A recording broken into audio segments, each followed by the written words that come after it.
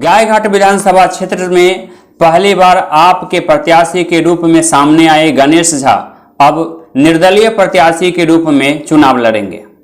ऐसा इसलिए कि बिहार में आप पार्टी अब की बार चुनाव नहीं लड़ेगा और इस फैसले के बाद अब तक आप पार्टी प्रत्याशी के तौर पर सामने आए गणेश झा अब निर्दलीय रूप में चुनाव लड़ेंगे। इस तरह की घोषणा उन्होंने आज की है। A to Z news live से बातचीत करते हुए इस घोषणा के संबंध में उन्होंने विस्तार से बताया और कहा कि आप पार्टी के प्रत्याशी के तौर पर वे लगातार जनसंपर्क का अभियान चला रहे थे, लेकिन अचानक पार्टी की फैसले के बाद उन्होंने यह फैसला किया है कि अब वे बतौर निर्दलीय प्रत्याशी के रूप में गायघाट विधानसभा क्षेत्र में चुनाव लड़ेंगे। उन्होंने और क्या कुछ कहा, देखिए दीपक कुमार तिवारी के साथ स्पॉट लाइव टॉक। हमारे समाज में बच्चे लोग पढ़ते हैं तो उनको पेंसिल से लिखने की ज़रूरत पड़ती है, पैड की भी ज़रूरत पड़ती है, कॉपी की भी ज़रूरत पड़ती है, शार्पनर की ज़रूरत पड़ती है। तो ये जितने भी है, नमकीन पैकिंग की ज़रूरत होती है, बिस्कुट बनाने की ज़रूरत होती है, ये सारे आइटम जो है कुटीर उद्योग में ही गिनती हो जाती है। तो लोगों में समझ नहीं है हमारे संविधान में बच्चों को, तो बच्चों को हमने ये गाइड किया है कि कुटीर उद्योग का मतलब है कि लघु उद्योग, और वो घर में ही लग जाती है। उसके लिए आपको अलग से जगह की व्यवस्था करने की ज़रूरत नहीं है।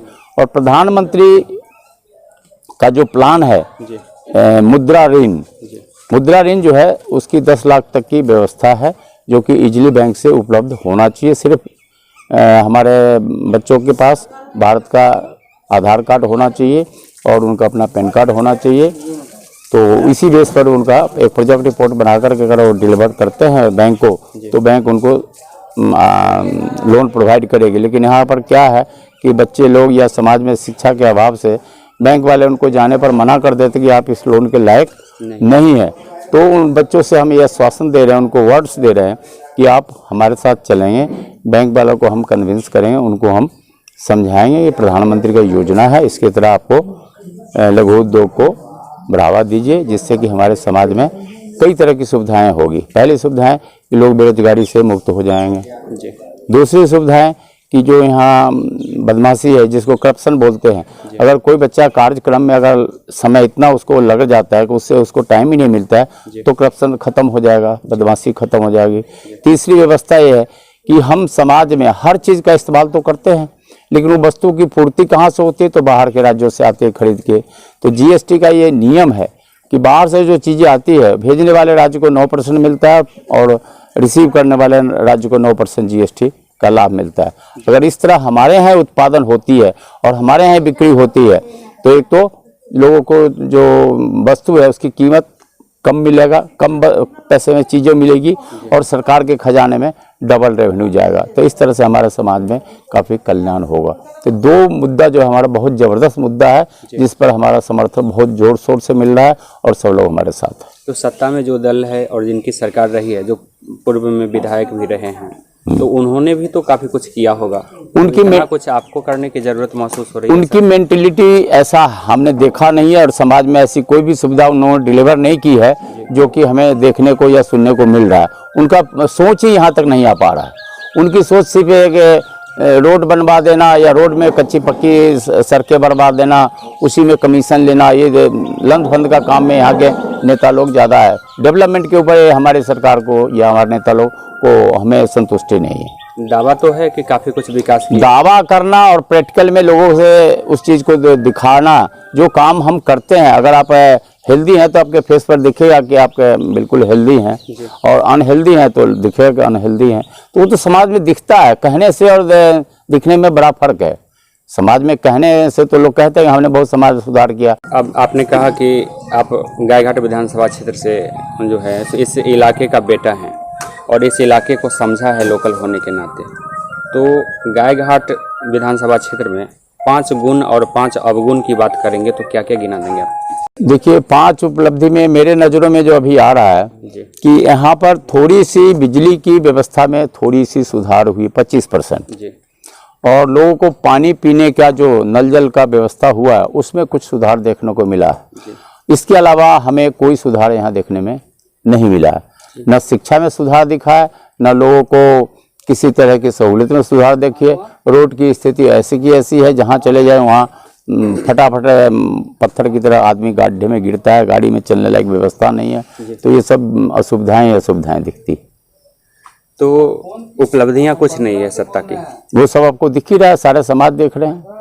अगर आपको मार्किंग के लिए रख दिया जाए, 100 नंबर दिए जाए, कितना नंबर देंगे? 100 नंबर में हम इस सरकार को 20% दे सकते हैं। 20 नंबर? 20 नंबर। वो भी दिल से नहीं देंगे? नहीं, मरे दिल से देंगे, उसमें पूरी सफलता नहीं है। आपको लगता है कि जब आम आवाम को सोचने की ज़रूरत हो जाए तो इसका मतलब सिस्टम फेल है? बिल्कुल फेल है।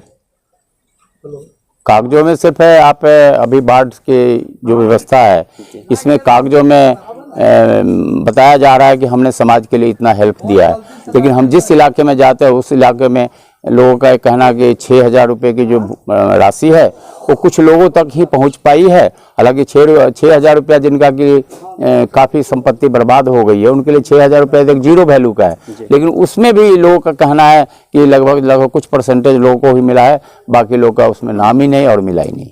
उसके बाद तो वो तो हमने आपको पहले ही बता दिया है कि ब्लॉक के मामले में लोग बहुत आक्रोश है कि ब्लॉक के कार्य से सभी लोग 99% लोग असंतुष्ट हैं। जितने भी ब्लॉक से रिलेटेड कार्य है उसमें 99% लोग संतुष्ट नहीं है। वजह भ्रष्टाचार है या सिस्टम में लापरवाही?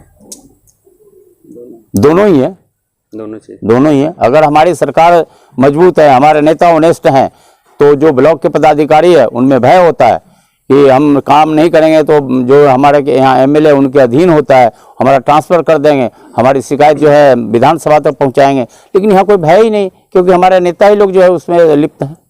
तो आपने देखा कि निर्दलीय प्रत्याशी के तौर पर गणेश झा ने अपनी उम्मीदवारी का दावा किया है। दावा ही नहीं, उन्होंने कह दिया है कि स्पष्ट रूप से विधानसभा चुनाव की तैयारी वो कर रहे हैं और चुनाव लड़ेंगे भी।